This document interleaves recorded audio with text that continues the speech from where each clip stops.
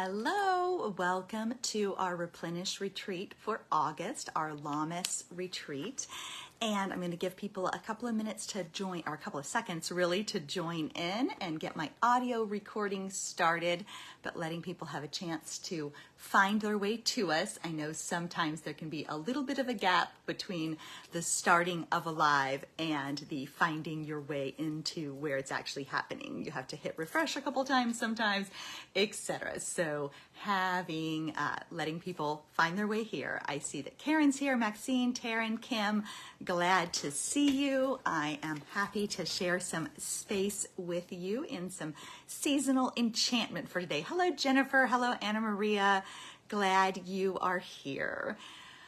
Oh, Jody Crane's here too. Good to see you, Jody. Carmen, excellent. Oh, so good. Oh, good. Hecate Doe from steamy New York. Glad you're here and that you made it into our space. Leanne, Karen. Oh, so good. Teal. Just love seeing everybody rolling in. Liana, glad to see you too. Liana. Sorry about that. I'm not sure which one it is. Paula, glad to see you. Lori. Okay. So inviting you to take a nice deep breath and settle yourself into your body, into this space, into this time of shared experiencing and shared reflection. And another deep breath, calling your spirit back from all the places it has wandered and letting it settle right here, right now into your body, perhaps with your hands against your heart. Here we are together. And of course, extending our awareness outward to the people who will join us via replay later. You too are welcome in the circle.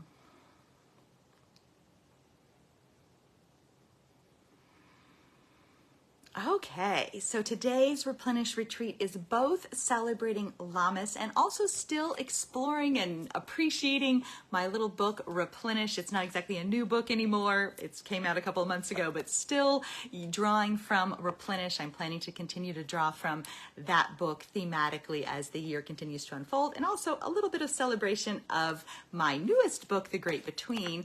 We will have a book launch celebration during Friday's live Simple and Sacred Circle, which takes place via Zoom. So there's going to be a little book party for the Great Between then during our Simple and Sacred Circle. So today we're focusing primarily on Lammas, on the summer, on the cauldron, steeping here in this cauldron of summer. Hi, Evelyn. Hi, Bridget.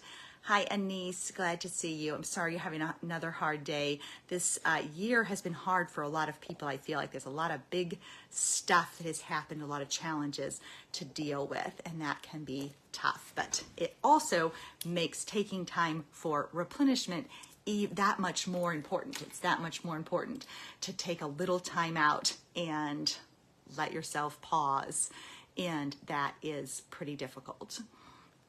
Okay.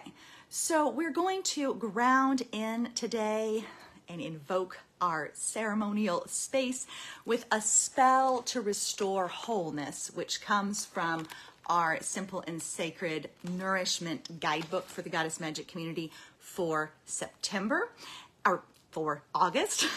I'm getting ahead of myself here. And so we're going to start with this spell to restore wholeness. So you can follow along with me, or you may just continue to sit with your hands on your heart and let it kind of roll through you. So here's a spell to restore wholeness. I open my arms to the sky. I call my spirit back. Sometimes you might even like to say that, like, I call my spirit back. I call my spirit back. I'm centered. I am whole. So I open my arms to the sky. I call my spirit back. I lay my fingers against my brow and I bless myself with clarity. So you may even say that. I bless myself with clarity.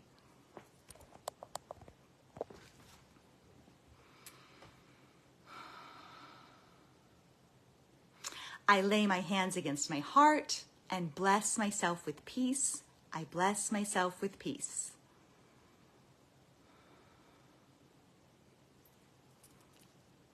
I cup my face between my hands and I bless myself with trust. I bless myself with trust.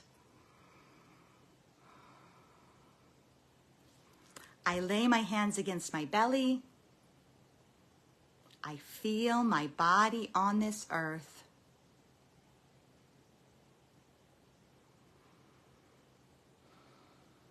I return to center.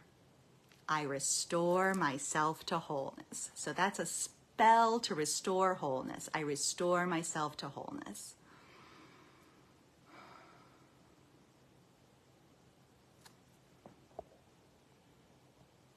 Okay, so here we are. We have arrived. And I see Marissa is here. That's good. Dawn, glad to see you. Marta. And Janetta is here as well. Yeah, Hecate, I think I'm not doing anything different than I ever do with these videos. I do them every week on Mondays, and so I think maybe the sound might be, you might need to turn the sound up on your device. Yeah, so the sound should be, nothing's changed with sound. But sometimes it's the speaker, and sometimes depending on what you're on, it can be a speaker on each, there can be like an in the group speaker and a device speaker, and sometimes they both need to be adjusted. So that sometimes gets me all like, there's no sound. And it's really like an in-device player that also needs to be adjusted, not just the device itself.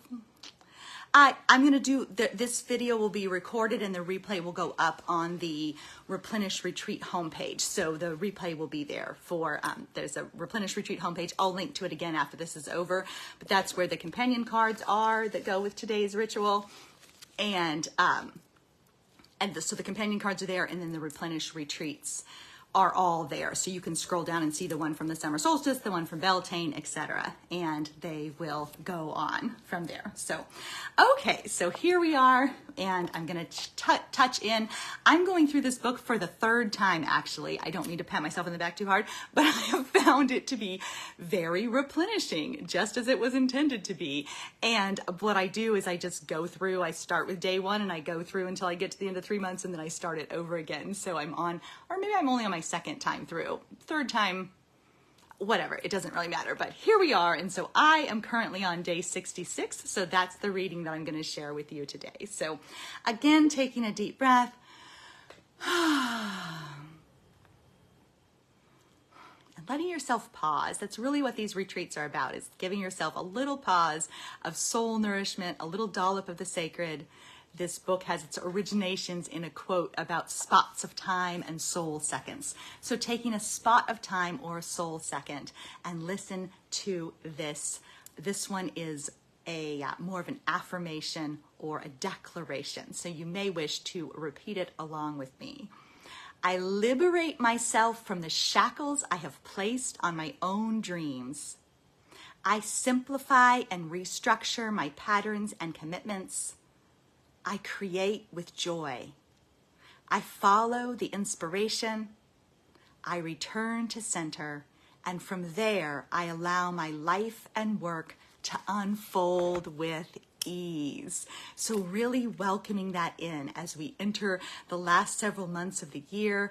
We let our lives and our work unfold with ease. Doesn't that make you want to take a nice deep breath? I allow my life and work to unfold with ease. We may have to repeat this a lot to try to make it true. It doesn't always feel that way. So anyway, here we are. Okay, so touching in with the life organizer for today. So, I'm going to talk for a small minute about Lammas in general and the kind of the theme. I talked about this to my kids when we did our family Lammas ritual. So Lammas, which is also Lunasad, which is a sun god Lu festival, but I tend to go with the first fruits kind of definition of the holiday in terms of the first harvest, the first things that we're seeing ripen, the things that we're collecting, that we're bringing in. I write a lot at this time of year about savoring what we've already made, of steeping and soaking and celebrating where we are, who we're with, and what we've created with our year so far. And so, but it's also, and I was explaining this to my kids, is Lammas is also this season of sacrifice. So it's a season of harvest and of sacrifice. And when I speak of sacrifice, I'm not really talking about, like, we think of sacrifice sometimes as something something hard that we're like cutting out, or that we're, you know, having to let go of in kind of a negative way, like I'm going to have to sacrifice this. But I look at the sacrifice as a way of almost opening up a clearing for something new to come in. So what are we sacrificing at this time of year? What are we letting go of consciously, intentionally, mindfully, hopefully, to allow something new to enter? And there was a quote from a couple of weeks ago that I had shared with another community practice. I do live community practices like this every week for our Goddess Magic community on Patreon, and then every 6 weeks or so, one of them is open to everybody, like you are here right now. And so there's a quote from Robert Johnson that says, "Sacrifice is not giving up something to get something else you want more. Sacrifice is the art of drawing energy from one level and reinvesting it at another." So at our family Lammas ritual, I asked our kids and myself and my husband to consider, like, what do we want to move energy from in order to reinvest it in another direction? So what are we letting go of in order to make room for something else? So I did want to touch on that aspect of Lammas and that kind of definition of the word sacrifice. Like, what are we letting go of so something new can come in, or we can create a clearing in our lives or in our energy to allow something new to enter? What are we making space for? And that's where the sacrifice comes in. What are we making space for?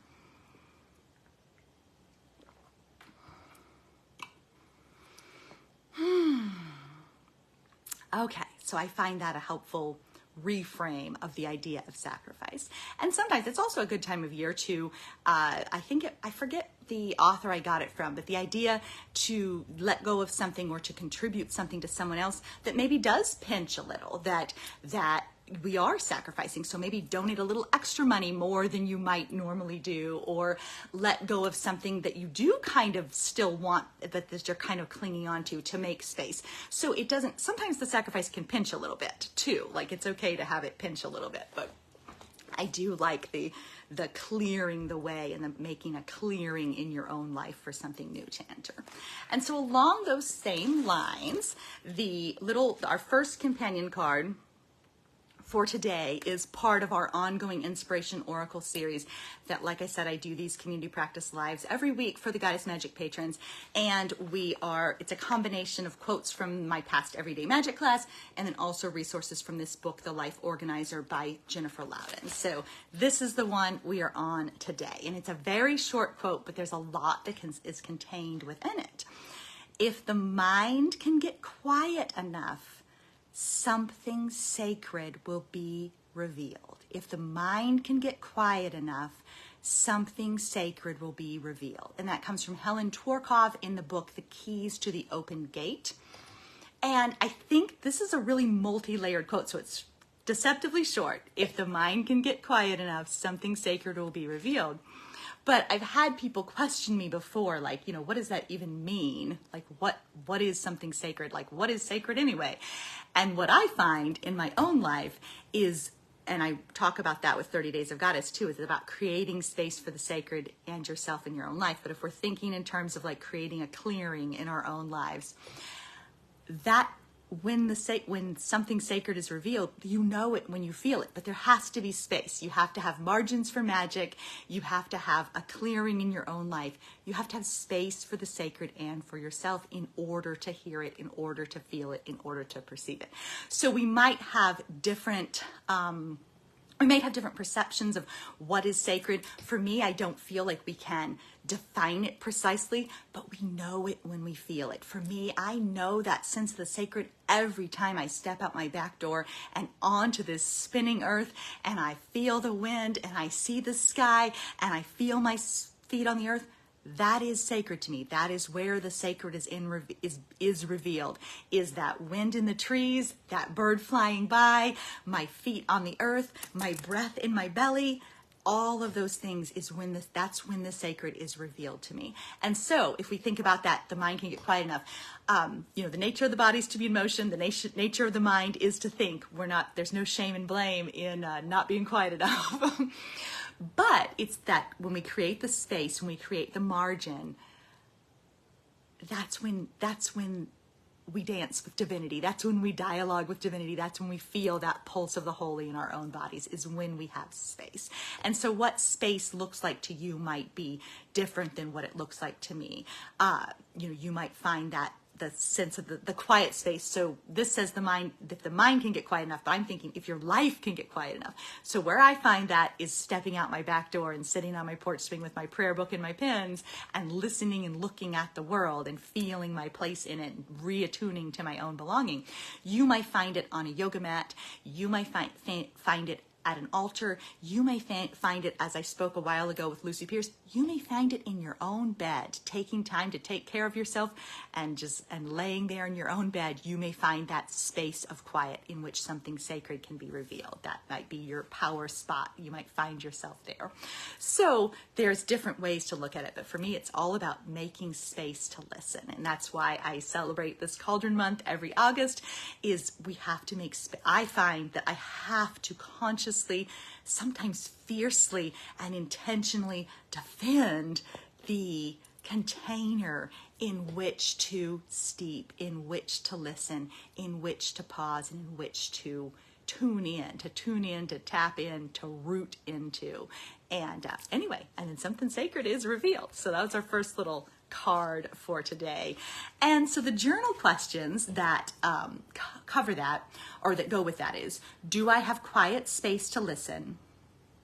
How am I treating myself right now? How am I treating myself right now?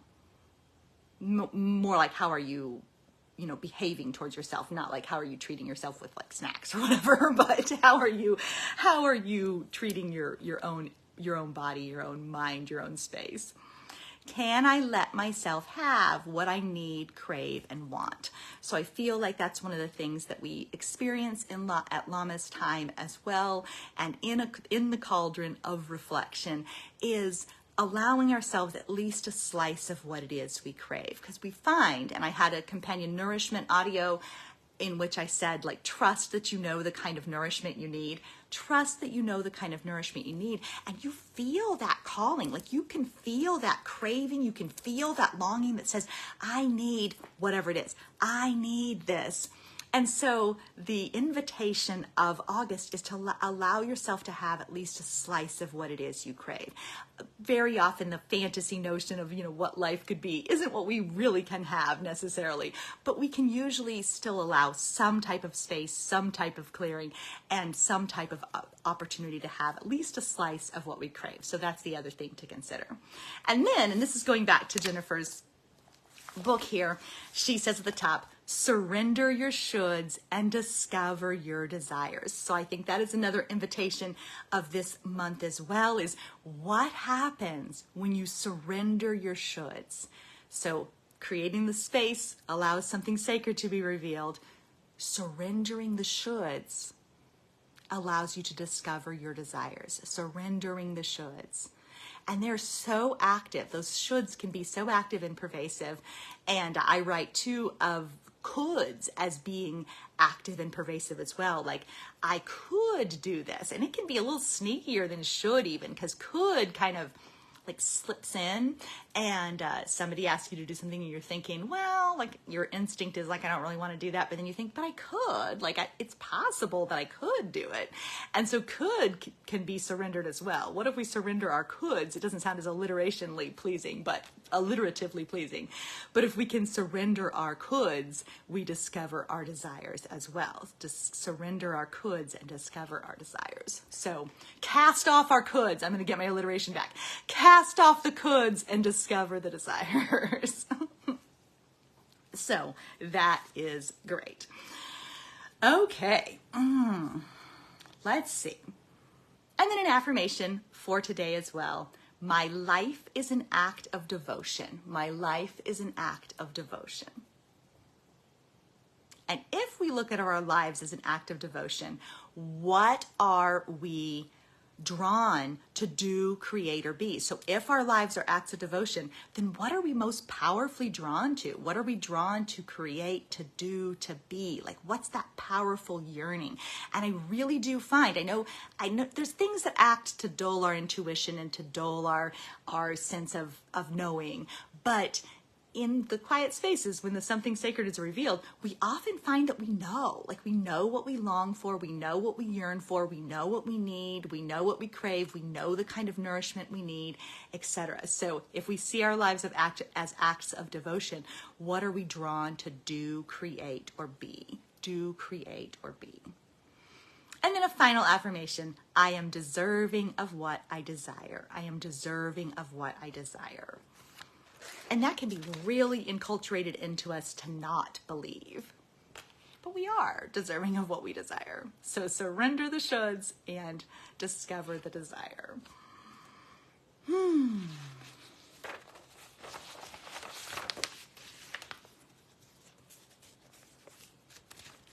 Okay. So yeah, we're going to pause for a minute because I've talked a lot in this little space of sharing. And so our next little card, and this directly connects to that, to the something sacred being revealed. So let yourself pause for a minute and listen to this one. Pause. Listen. Let everything else fall away for a moment. Feel into the quiet place between thoughts, between breaths, between time, between space. Let yourself be quiet. Something sacred waits. Something sacred waits.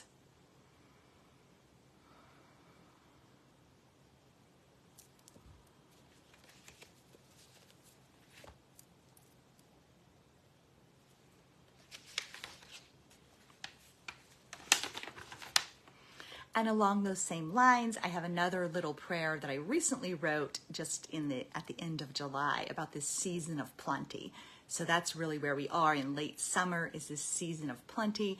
Sometimes it gets dry. It's getting dry again here, but the apples are ripening. The blackberries for me have already come and gone, but the elderberry is ripening. The apples are ripening. Like, there's things that are coming to fruition, and the things in our own lives metaphorically are coming into fruition as well. And so this is a prayer for pausing in the season of plenty.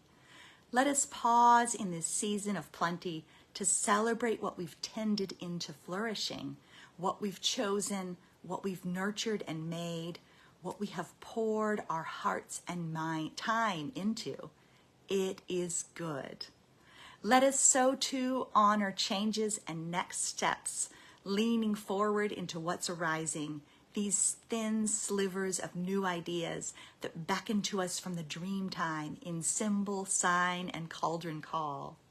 Let us sit for a spell at the crossroads, knowing we cannot set up camp here forever, but holding both creativity and possibility lightly balanced in our open hands. We are always invited into more. Let us arrive in the center and recollect ourselves before we choose, remembering what we tend to thrives and what we neglect withers. Let's make sure we are here for what we're here for. We're here for what we're here for. And then step forward with trust replenished, intentional, focused, and strong.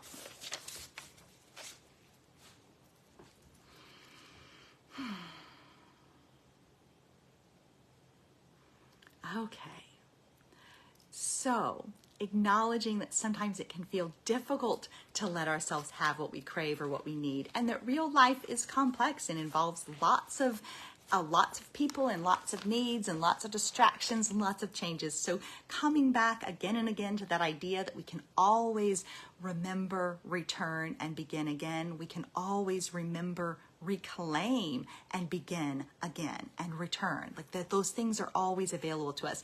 I say there's no such thing as permanently arriving. There's just remembering and reclaiming and returning and beginning again. So we don't have to fix ourselves permanently. We don't have to get it all figured out. We just return again and again and again. And so it can be really challenging to give ourselves what we crave. And allowing ourselves to have what we need can feel sometimes insurmountable. But just remember, like, the door doesn't close forever. You can always cross the threshold back. You can always return, and you can come back home again and again and again. And so I wanted to come back to this quote from another one of our little companion cards from Raman Sharma. This one is not meant to be, I think this one might sometimes land in a way that feels a little shamey and blamey, but that's not how it's intended. Your days are your life in miniature. As you live your hours, so you create your years. As you live your days, so you craft your life. Small choices lead to giant consequences over time. There's no such thing as an unimportant day. So that's not to make you feel like, oh my gosh, I'm not like sucking the marrow out of every second and, oh no, I'm not savoring enough. It's just to remind you that your days are your lives in miniature. And as you even an hour, so even an hour of cauldron time can be part of how you create your days, can be part of how you how you construct your life. And so that's what I'm talking about when I say give yourself a slice of what you crave. Even a small slice of what you crave builds a rich and fulfilling and nourishing life. That's why I'm such a fan of my own 30 Days of Goddess practices, because instead of saving the sacred for the festival or the special occasion or the ritual or the full moon, you have a slice of what you crave every day. You get to step into the sacred every day and remember that you belong there with all the other wild and moon-stained things. Like, you get to step into the sacred every day. And so it's there, and you have that slice of what you crave. And that is how you create your life. That's how you construct your life, is out of those moments. Don't save it for special. Don't save it for big enough. Don't save it for perfect. Don't save it for the right time. But allow that space every day. So your days are your lives in miniature, and as you live your hours, you create your years. So make sure that some of those hours are something that you crave. The slice of what you crave is in some of those hours. So that is a good one as well, if I do say so myself. I like that one. And then again, another little quote. I think I put this one in the companion cards. This one I love. Would a weight lift off my shoulders if I realized it's normal to feel pulled between choices, that it's normal to want to do more than I have time or energy for, and that it's normal to have to choose between two equally wonderful things. And that's actually a sign I'm a fascinating, amazing person. That comes from Jennifer Loudon. So as we're trying to have these hours and create our days, remember that if you have too many interests and too many things that you're interested in and too many things that you want to do, that's just a sign you're a fascinating, amazing person. It's not a sign that you're doing it wrong. It's not a sign that there's something wrong with you. It's a sign that you're a fascinating, amazing person. And I really believe that that is true. So when I look around and I see the table full of drawing supplies and the journal things spread on the floor and the, hummingbird feeder that needs to get filled and the books and the cards and the things that I'm creating, I think, wow, like I have so many signs around me that I'm a fascinating, amazing person. And so you too are a fascinating, amazing person in that way. Okay.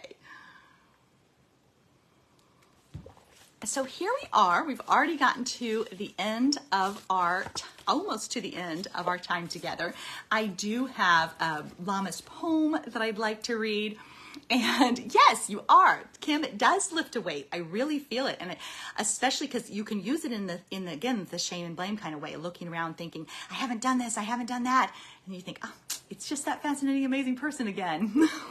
There she is, and Lori Ann, yes, you are a fascinating, amazing person as well. So 2 more reminders from our little card set, and this is. Yeah, I like both of these, if I do so myself. It actually made these for a previous Replenish, and then we didn't end up using them, so they have come back today. And this is just a reminder. This is about longing, the slice of what you crave, the listening to your desire, surrendering the shoulds, and discovering desire. If there's anything I've learned from years of practice, it is that longing offers us a roadmap back home. So when you feel that voice of longing, it's not a sign you're doing it wrong. It's showing you the doorway. It's a roadmap back home.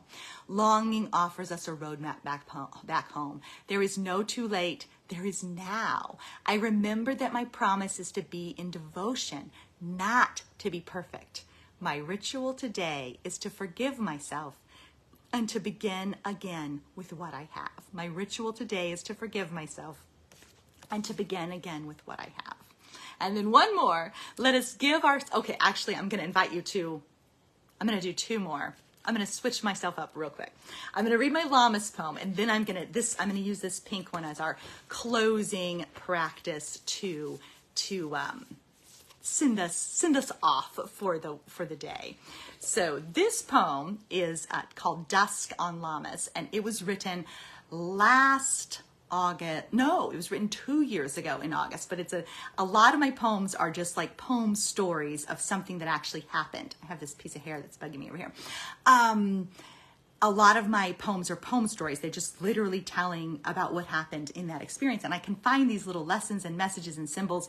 I'm going to talk next week for our community practice about the language of the goddess and how it's kind of alive in our lives. I really find that we step out, we step in, something sacred is revealed. We see that these things are alive in our lives, in our days.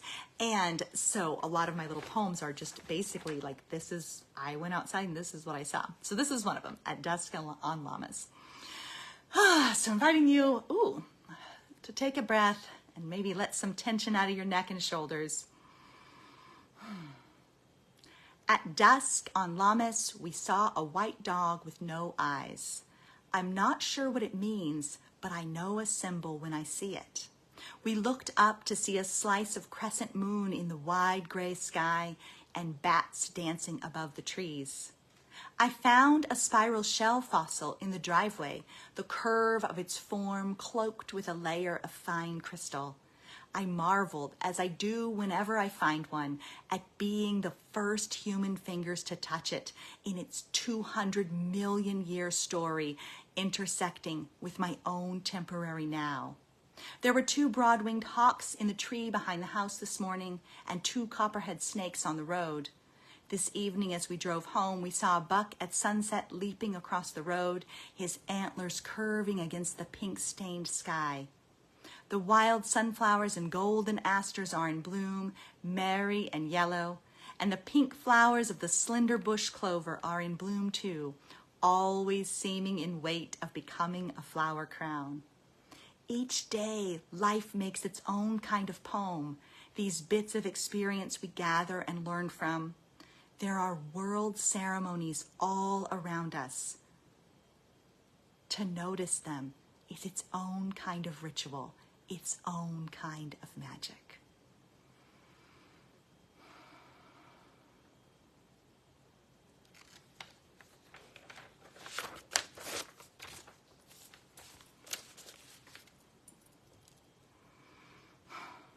Okay. So as we wrap up for today, inviting you once more to take a nice deep breath.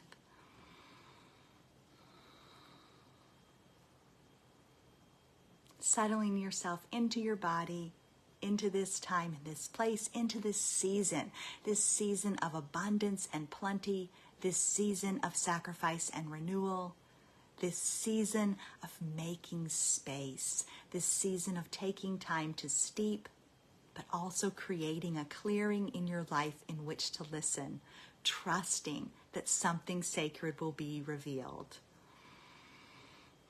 So another deep breath, and then our closing prayer from the companion cards. Let us give ourselves permission to shed the shoulds and cast off the constraints. Let us be bare and open, clear and capable. Let us empower ourselves to change how we relate, how we connect, how we create. We are here now with what we have. We determine our own enoughness. We determine our own enoughness. So thank you for joining me today for this Lammas Replenish retreat. So wonderful to share space with you. And I hope you will go forth into this season of plenty, this season of making space. I hope you will make space to listen. I hope you will discover the sacred all around you. I hope you will remember that your own magic is in your own hands. you determine your own enoughness. Thank you so much for being here. Thank you, Kim and Karen and Marta and Janetta and Anna Maria and Hecate and Liana and Jody and Lori Ann, Kim, so glad you were all here. Taryn, I think I saw go by. Yes, Taryn, Maxine, Evelyn, Carmen, Dawn. So good to spend time with you all in this way. And the replay, the cards, everything's available on the Replenish homepage. And I look forward to seeing you next time. Thanks so much for being here. Keep living your magic. Happy Lammas, everybody. Bye-bye.